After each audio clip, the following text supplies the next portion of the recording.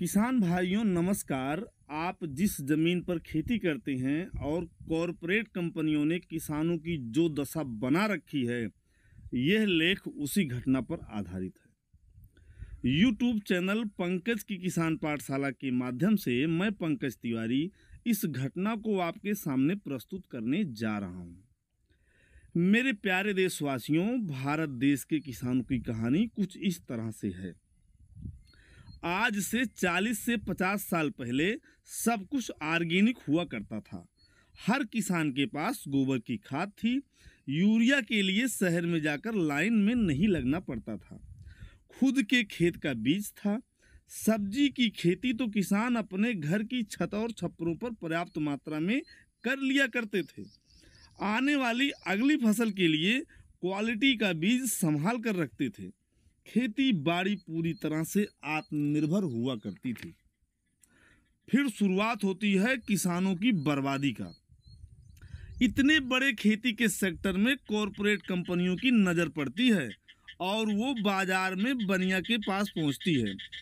तब बाजार में बैठा हुआ बनिया किसानों से कहता है कि आपके पास उत्तम किस्म के बीज नहीं हैं, यह बेकार बीज हैं जो आप लगाते हो, आपको अच्छी पैदावार नहीं देते। यह हमारी बीज की थैली ले जाओ, एक बार लगाना तब हमको बताना। किसान भोला होता है, महंगी बीज की थैली ले गया और खेत में बुआई कर दी।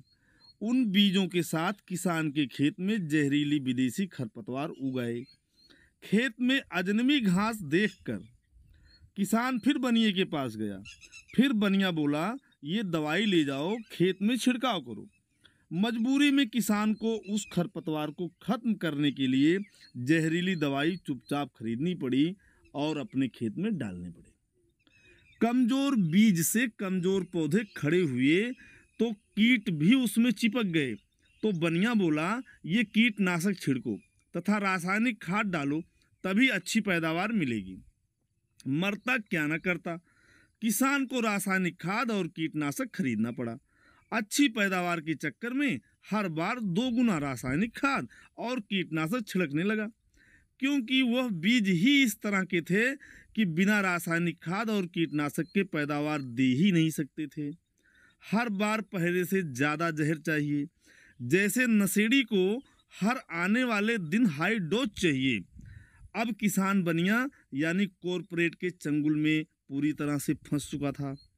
हाइब्रिड बीज खरीदकर गुलामी हमेशा बीज से ही शुरू होती है किसान भाइयों। अब आगे की कहानी सुनिए। धीरे धीरे किसान की ज़मीन एक शराबी की तरह हो गई और जहर की आदी बन गई। किसान भी कर्ज के बोझ तले दबता चला गया। किसान को खुद समझ में नहीं आ रहा था कि अब क्या करे। अब किसान भी दारू में अपना स्कूप ढूंढ लिया। अब धरती को भी नशा चाहिए और किसान को भी नशा चाहिए। अगर आप भी एक किसान हैं तो चैनल को सब्सक्राइब जरूर कर लीजिएगा। किसान की कहानी को अब आगे ले चलता हूँ। अब किसान के खेत बिकने लगे तो किसान स्प्रे पेस्टिसाइड खुद पीने लगा। अब धरती बंजर हो गई थी, मिट्टी दूषित हो गई थी, जहरीली हो गई। पेस्टिसाइड से हवा पानी सब कुछ जहरीला हो गया। इंसानों के साथ पशुओं को भी टीके लगने शुरू हो गए।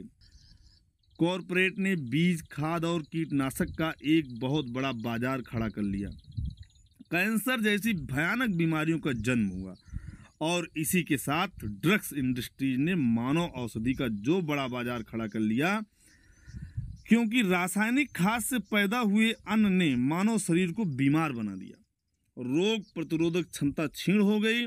आज हर मानव शरीर अन्न कम खाता है, दवाई ज़्यादा। सच कहें तो सिर्फ दवाइयों पर ही जिंदा है।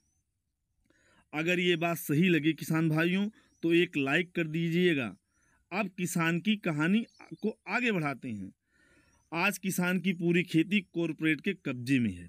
ये कंपनियां जब चाहें देश में अन्न संकट पैदा कर सकती हैं। किसान पूरी तरह कॉरपोरेट कंपनियों का गुलाम है। इसके पास न देसी खाद है, न देसी बीज है, न अपना कोई फार्मूला है। अब आगे चलते हैं बनिए के घर पर क्या हो रहा है। उधर बनिए के घर में भी कैंसर होने लगा। शुगर पर तो इनका आनुवांशिक अधिकार था ही, औरतें बाज होने लगी और मर्द नपुंसक होने लगे। अब बाजार की हर चीज ऑर्गेनिक चाहिए, बिना रासायनिक खाद और पेस्टिसाइड का गेहूं, बिना इंजेक्शन लगी हुई सब्जी, देसी गाय का दूध। दूध न मिले तो देसी गाय का मुंह हिला के दे दो, सेठ को दिल का दौरा पड़ा हुआ है। बाजार में 15-16 साल के बच्चे 1-1 क्विंटल के हो रहे हैं, वे मात्र अपना शरीर ढो रहे हैं। ये भी एक अचीवमेंट ही तो है।